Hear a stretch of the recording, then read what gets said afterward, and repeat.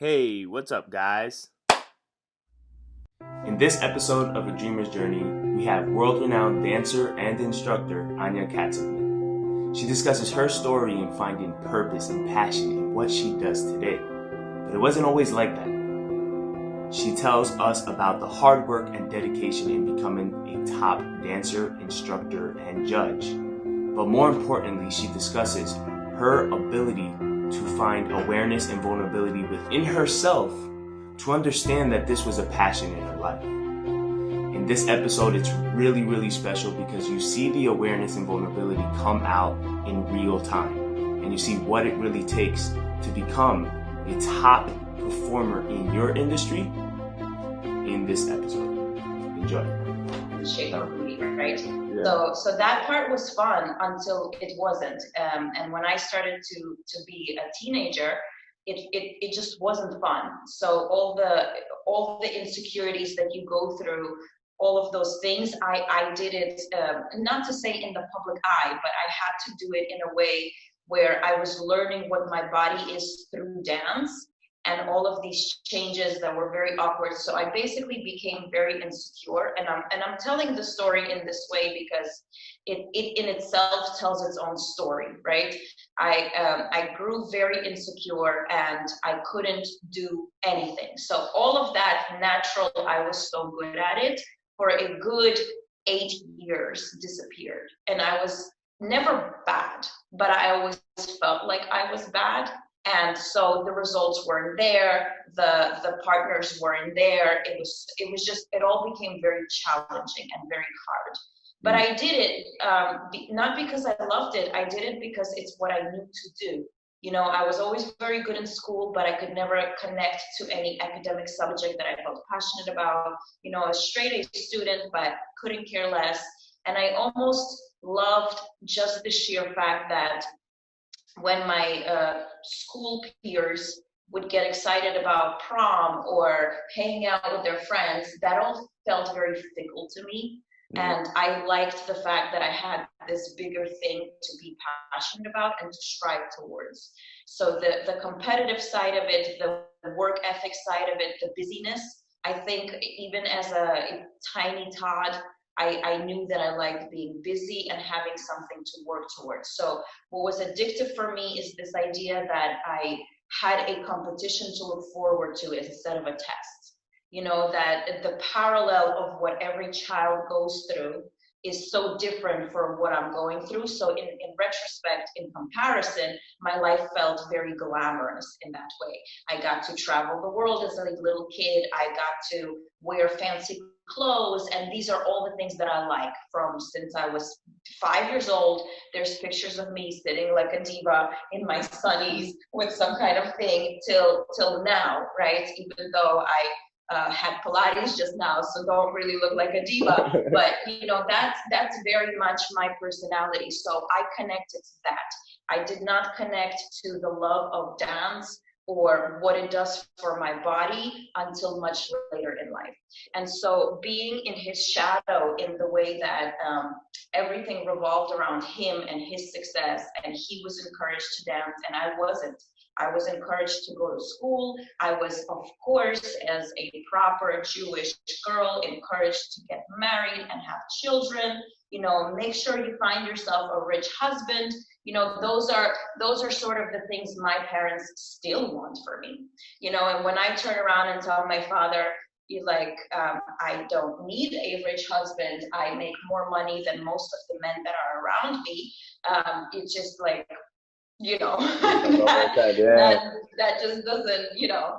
So and it shows up in my life. So when I need to take steps to be more of an entrepreneur for myself, when I strive to, you know, my brother makes a shit ton of money, right? He's in a complete abundant flow, and I find that, like, for me, even though I do very well for myself, when I'm at the brink of that next stepping stone, that underlining story I was told of how it should never be mine, right? It just creeps up a little bit. And so I have to work on that because I didn't come up with that story for me. It was told to me as a child, right? So I really fell in love with dance when I found salsa And of course, I was not okay with it being social. I made it competitive. But it was very interesting for me to be in a place where I was no longer doing what my brother is doing. And in that place, I found my confidence again. So when I went to this social dance school, it was no longer my brother's, everybody's the champion of the universe environment. So of course, I was the cream of the crop there because it was coming from this place. And it was very easy for me to walk into that space and just feel good about myself and my skill because legitimately I was overqualified for the position. And being overqualified for the position allowed me to take salsa in as who I truly am and not the shadow of being my brother's sister. And that allowed for all of my gifts and all of my talents and everything to shine, even while I was still doing the ballroom. And like I said, that's when I went with Dancing with the Stars. That's when I went on the tours with Burn the Floor. That's when I got to do all of those ballroom things that I didn't do before. And then the day came where I started to train salsa, and I thought, well, I recognized the opportunity to actually excel competitively. And it's not to say that I had bad ballroom results. I had amazing ballroom results. They just weren't my brothers. So when I got to really train as a salsa dancer, I told my dance partner at the time, like, teach me this salsa thing. I'll teach you to be a champion. And it completely, not to say that I had a cocky personality, but that confidence was just pouring out of me based on legitimate circumstances that were around me. I was better than everyone there. And not better in a sense of comparison because we all have great things. It was just easy for me to feel good there because I was more trained than everyone else, right? I had the legitimate, substantial, tangible training behind what I was doing. So when all of these hardships within the salsa world started to come my way, they were so much easier to overcome because I was coming at it from this place of, who are you to tell me what to do? I have 20 years of training behind you. So instead of just listening like I did my whole life, right? Instead of just listening to my parents, instead of just listening to my brother and all of the other naysayers in my life, I was forced to think for myself, but not because I had that internal confidence to think for myself, but because I had the facts to back it up. So I was forced to think for myself. You were no longer the authority of me because I respected what I knew in that moment more. It's not to say I disrespected your perspective, but I respected mine as well. And that was new for me. I had enough of this internal understanding of who I am and what I'm worth, even though it bounces back and forth, so privy to listen to this, privy to listen to that. It was more of a struggle, but it felt a lot more balanced, like a balanced struggle. And then my body got sick, right? So this whole love with fitness, and this is a part where actually you and I met, this whole cycle kept just repeating for me, and the parts where I started to lose myself again, where I would go back too close to that place where I'm not my own authority, to go back to that place where I'm listening to others so much more than myself, and literally hiding, right? Dumbing myself down. And hiding comes in many ways. It comes with being too scared, being too shy, not sharing, sitting on the sidelines, gaining weight, being unhealthy, right? That's all just you hiding, surrounding yourself with narcissists, people that require your attention all the time, right? That all of that was again dominating my world. And my body was just like, you know what, bitch, this is not your path. You're too talented, you have too much to share, and you're just literally either going to be who you're meant to be, or you're gonna keep getting sick. And that is when I found my love for dance. 33 years old. Wow. I started dancing when I was 10. Mm-hmm. I found my love for it at 33 years old, literally because my body said, if you don't get it, I'm just not going to let you do it, right? And I'm talking physical pain, I'm talking emotional pain. There were a couple of months of my life where my vision was blurry, I couldn't breathe, I would have anxiety every day, flashes, cramps, just like you name it, I went through it because my body was just saying, wake the fuck up. Yeah. Right. And every other little lesson, they all knock a little louder until you hear them. And that's when I realized that, wow, dance is healing. Dance is your connection to your body and your soul and your mind all at the same time in a harmonious way, as opposed to an ego-driven, thought controlling kind of way. And when I started to accept and acknowledge and be okay with, right, and like I'm saying it like this on purpose, be okay with the fact that my life is awesome, that my life is great, that I create all of this for myself, and that I deserve to do the things that I want to do, and that it's amazing that I'm awesome at it. And no, I don't feel guilty charging top dollar for it, right? So when you start becoming okay with all of that, it's much easier to come into a place of, fuck, I am a dancer. I am a dancer. I am a teacher. This is my calling. I found it when I was 10 years old. It didn't feel right at the moment. I didn't choose it, right? It wasn't presented to me and said, pick one. But you know what? Maybe I'm the kind of person, I say maybe because I don't want this to be true, but maybe I'm the kind of person that if you presented it to me, I would have said no to the very thing I'm meant to do. And so I accept that things happen in the way that they happen because they are for my best, and I embrace it.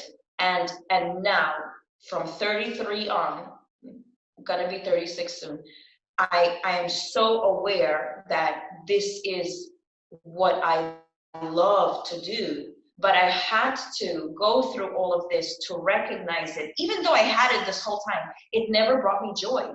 It's the same, like the easiest parallel I can give you is those funny memes that say, remember that photo of you from 3 years ago where you thought you were fat? Right? And now, like, in comparison, you realize, wow, I was actually skinny. It's that. I feel that I need to forgive myself for not being able to accept and acknowledge how privileged and lucky I am that I've been doing what I love without knowing that I love it. That part sucks. It's so interesting because when you were talking about your brother, I actually thought about a book called The Big Leap. And it talks about this concept of an upper limit problem. How we always get too close to where we want to be, but then there's always something that we do subconsciously on a subconscious level to kind of, I guess, sabotage it. And they talk about this sibling concept where you're almost under a shadow of your sibling or you're being compared to your sibling. And this creates an upper limit problem where sometimes you may not want to push your boundaries, or sometimes you don't let yourself kind of explore those boundaries because your sibling, you either don't want to overshadow your sibling or you don't want to compete against your sibling. Right, I can attest to it because right now, I know this will be posted and I am happy about that, right? And I am almost to the point where I want to ask you to send me the video so I can post it as well. But I have never talked about this in the way that I spoke about it right now. And literally, I'm aware that the reason I was able to is not because I ever hid it on purpose. The reason I was able to right now is because right now we are not live, right? Don't edit this part, right? But right now we are not live. And because I'm aware that my parents have social media and my brother has social media, I never wanted to say it out loud like this because I don't want them to feel bad. Uh-huh. And I'm not even trying to assume that they would watch it. Yeah. Because they probably won't. It's very seldom that they take an interest in that way. And again, it's not everything I'm saying is 100% true. I have wonderful, loving parents, but they love me in the realm of what they're comfortable with, right? Which I think is normal for everybody. Mm-hmm. So I'm not, pretending that I didn't have an exceptionally loving, wonderful childhood. It just didn't support me in the way that I needed to be supported to pursue this in a way that I could be happy about it, right? And I understand all of these dynamics to where I could say it's not their fault. It's not my brother's fault. This is just the dynamic. But the dynamic that is created between our personalities and the way our parents raised us is we were not treated as equals. I had to learn through a lot of therapy that siblings are supposed to be equal. Mm-hmm. Right? Yeah. Or that friends are supposed to be equal, or when you're in a romantic relationship you're equal, right? I didn't that concept eluded me for 33 years. Mm-hmm. And so I remember being 5 years old and playing 5 or 6 playing Tetris in our parents' work with my brother, and if he would lose before me, he would throw a tantrum because he wanted to play, and I would feel so bad that I would sabotage myself. I would lose on purpose just so we could make him play feel together. Better. Yeah. So I got an interesting question. So you said that you never fell in love with dance till 33. So do you think the perception that you had about yourself within those 25 years of dancing, when you were moving through dance, do you feel the perception of yourself, or were you even aware of the perception of yourself in the shadow of your brother during that time? And because at 33, you discovered that the perception of yourself is not really true, it was always this shadow that you could be something else, is when you finally fell in love with dance. So like, what I'm trying to get at is, the idea was you have always been in love with dance, but you never realized it because you felt this, or you had this perception of you competing with your brother and being under that shadow the entire time. Well, it's a little bit different from how you put it into words. First of all, it wasn't compared to, because he's king, Mm-hmm. right? He's king. Me, not so much. Okay. Right? So there's no competitiveness there. But king in whose eyes? In yours, or in the eyes of the community? In everybody's. In everybody's. And again, this is not this is earned. My brother is incredible at what he does. Okay. He was also always my teacher. Right? He taught me how to dance. He taught me a lot of things. I've studied with many people and would still have to come to him to break it down for me. He was my coach, right? Yeah. And he was mean to me. He was not nice to me. Mm-hmm. He ignored me a lot of times. He gave a lot of attention to other people. He never believed in me, ever. And so that's hard. That's hard from anyone, but especially when it's your coach, and especially when it's your brother. Yeah. And so again, I didn't have the emotional capacity at the time to understand that is probably not because I'm not good. That is probably because either he doesn't want me to do it, or he has his own insecurities that he's projecting onto me because I'm so close. Or, he's also just a teenager, right? He's teaching me, but he's also just a teenager. So you can't, expect, it's a lot of things. That's why I really hope that when I'm saying this, it doesn't really sound like blame in any way. There's a lot I understand about it, that it's not personal. It was just also really hard to not take it personally when you're 6 years younger. So it wasn't that I was specifically in his shadow that I've never felt competitive with him. He's okay. My older brother. So it was natural for me to put him on a pedestal. Again, I had to learn through therapy that you're not supposed to do that. But for me, this is how it's right. He's the boy, he's 6 years older. He was very kind to me when we were kids before I started dancing. You know, he would take me around, he would babysit me, he took good care of me when my parents were at work, you know, but we would fight every day. We never really got along. We have very different personalities. And it was hard for me. I don't know how it was for him. We have never talked about it, right? But it was hard for me because I love him. He's my brother, and we didn't have a relationship, right? So it wasn't like this direct comparison. But in a way, yes, I existed in this world where I wasn't Anya. I existed in this world where I was always Eugene's sister. And so wherever I would develop my own sense of something I have, for example, I was always very good with costumes. I was always very pretty on the stage, right? And so that was never still what I'm doing. That was Eugene's sister.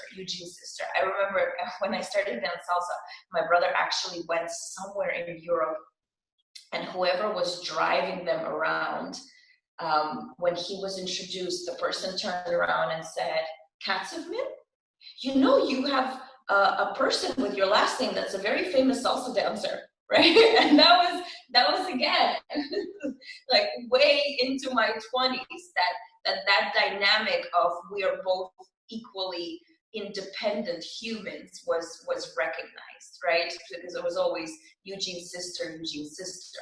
But it wasn't that I felt competitive to him. It was, you know, he came first. In my mind, it was like he came first. So it made sense. He was also a champion in his own right. So that made sense. I never felt resentment or hardship towards that particular aspect. It was more the support that he got.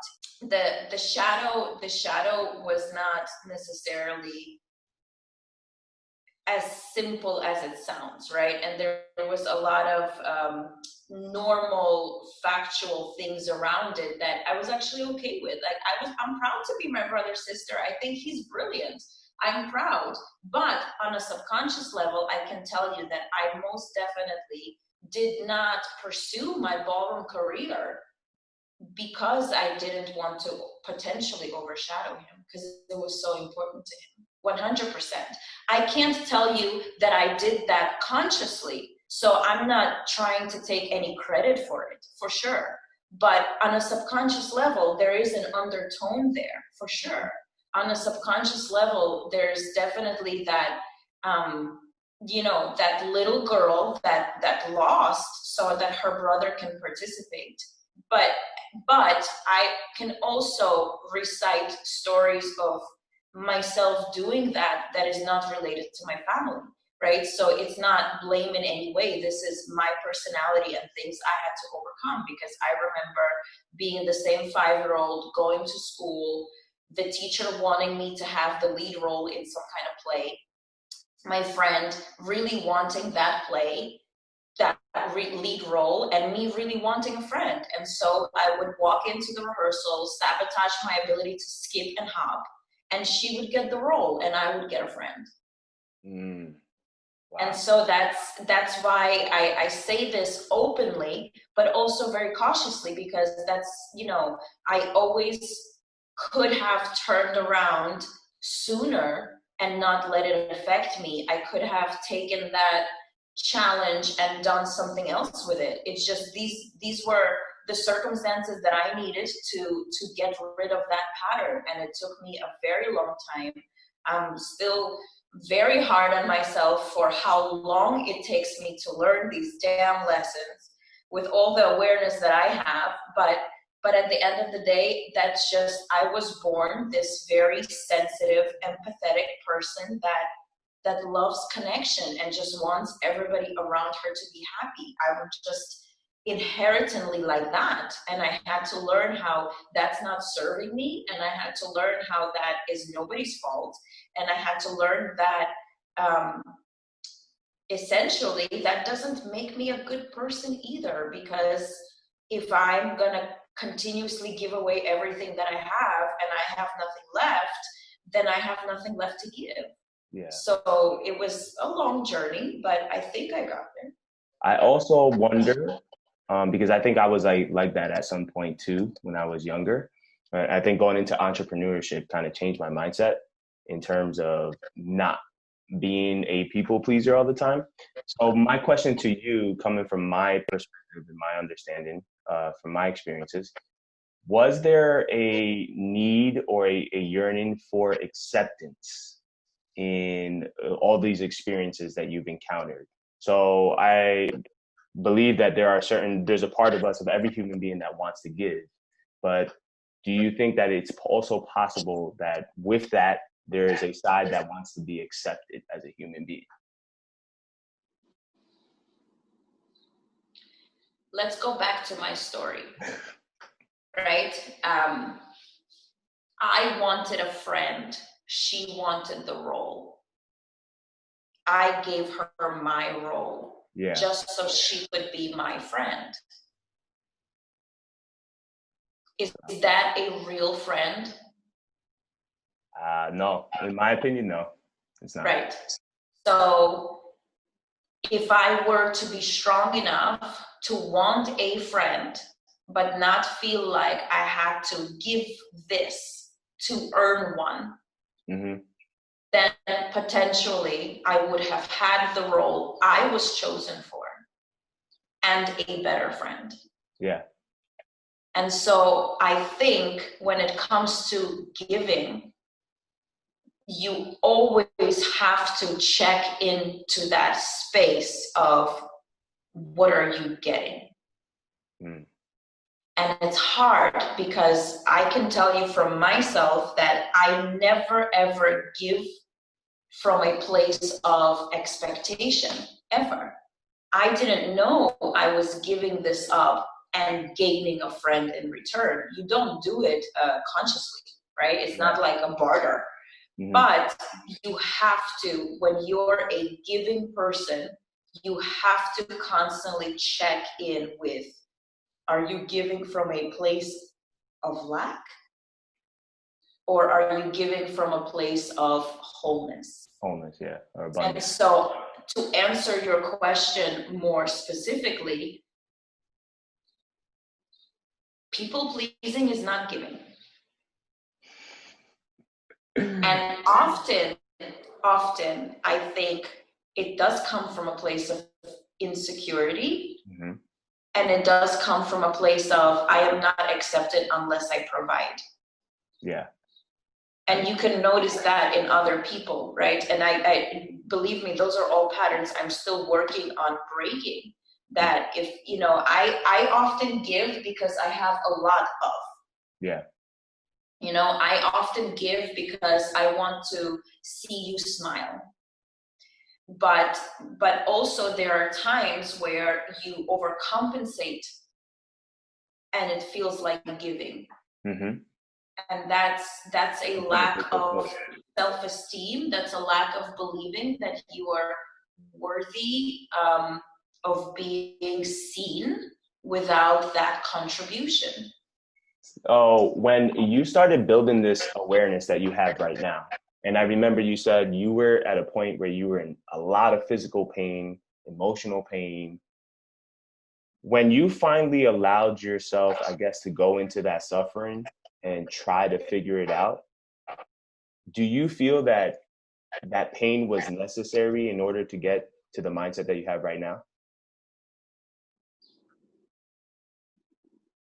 Well, this is what I'm working on right now. Don't give me that credit. I didn't allow myself.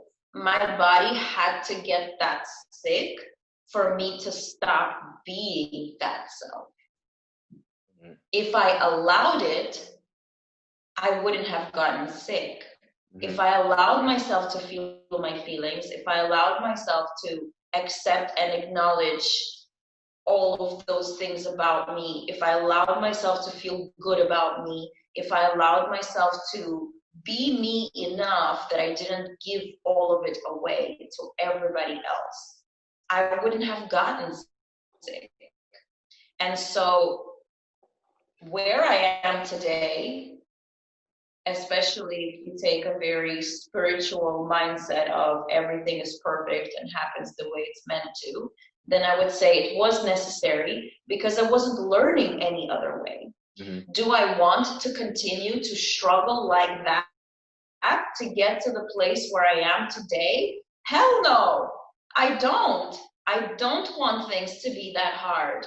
I don't think that they should be, right? And so even though my story is one where things were really, really, really hard, it was not easy for me to have anything in my life. But then I also recognize the stupid sense of empowerment that those words, and I don't want them. I don't want them.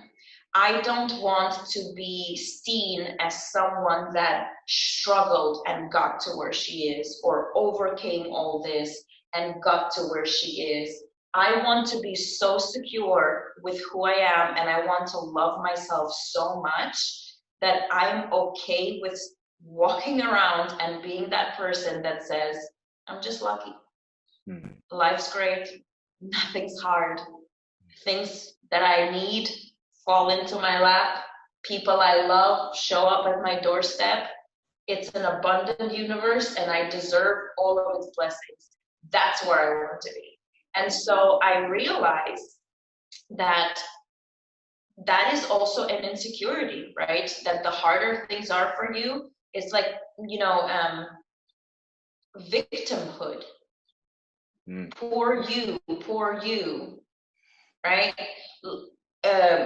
You can inspire people without having to deliver a message of such struggle, which I guess is also another reason why I don't ever talk about this so openly and vulnerably, because I don't want to believe, or I don't want you, the person that's hearing it, to feel like that's what it takes to get there, because I very much believe that whatever you're meant to have, you will have. Your hardship and your struggles should just be in having to put in the work, do the work. I don't want to be a victim, and I don't want to be someone you admire because I'm resilient. We're all resilient. Life's not supposed to be hard, right? Life is supposed to be about delivering your blessing. So the hardship is, do you know what you're good at? Have you developed it fully? Are you kind every day? Are you in a space of abundance and not over abusing it to where you stop sharing your gifts? Mm-hmm. Right? That should be the hardship. In my current perspective, I don't know, interview me in another 3 years, I don't know what I'll say. But my current perspective is, no, Moises, I don't want it to be hard. Mm-hmm. No, I don't want to be that girl. And no, I don't want to, perhaps, I want to publish that book where the hardship stops at 35. All right. So I got 2 more questions for you. These are the 2 questions I always ask everybody when I wrap things up. First of all, I love that you were very vulnerable with me. I think it's going to make a great episode, just by the way. Well, good. I'm glad you enjoyed it. I enjoyed it too. And I want to say that, this goes back to what I said of just not feeling bad or feeling guilty. I very much, I'm really happy for you. I'm really happy that you're pursuing your dreams. I'm really happy because I know a little bit of your story and your hardship. So I'm really happy that you are doing this for you. So I came into doing this because I wanted to do a good job for you. I really did. But I'm not going to take away from the fact that this was exceptionally healing for me, and that you allowed me the space and comfort to say things that I've never said, and to recognize things about myself that I knew but never really said out loud. So I really appreciate it. Thank you. Thank you. I love that. All right. So the 2 questions. How do you want people to remember you when you leave this planet? I know that's a deep one. And then where can people find out more about you? I am all over I have some social media accounts, all with the handle of my name, Anya Katsevman. I am currently working towards building a website, but I really want my website to be a special, unique place for our community. So it's taking me some time to find who's the right person to help me there. So if you feel like you're the right person and you're listening to this, reach out to me because I need help. But right now, social media is where you can find me. I definitely want to be remembered as somebody that shared, helped, and didn't struggle. I love that. I love that. From again, ask me in 2 years, I don't know. But as of right now, I want to literally be able to share my gifts and my powers and continue to develop them to their fullest potential. One of my biggest no-nos for myself is underachieving what I'm capable of. So I definitely am in pursuit of what I have to offer and having the balls to offer it. There's actually a couple of resources that I would love to share with you. I'll send them to you on WhatsApp. But I appreciate you taking the time out of your day to be able to have this podcast with me. I love that you were vulnerable. I love that you spoke from the heart and you basically told your story. I think it's going to make a great podcast.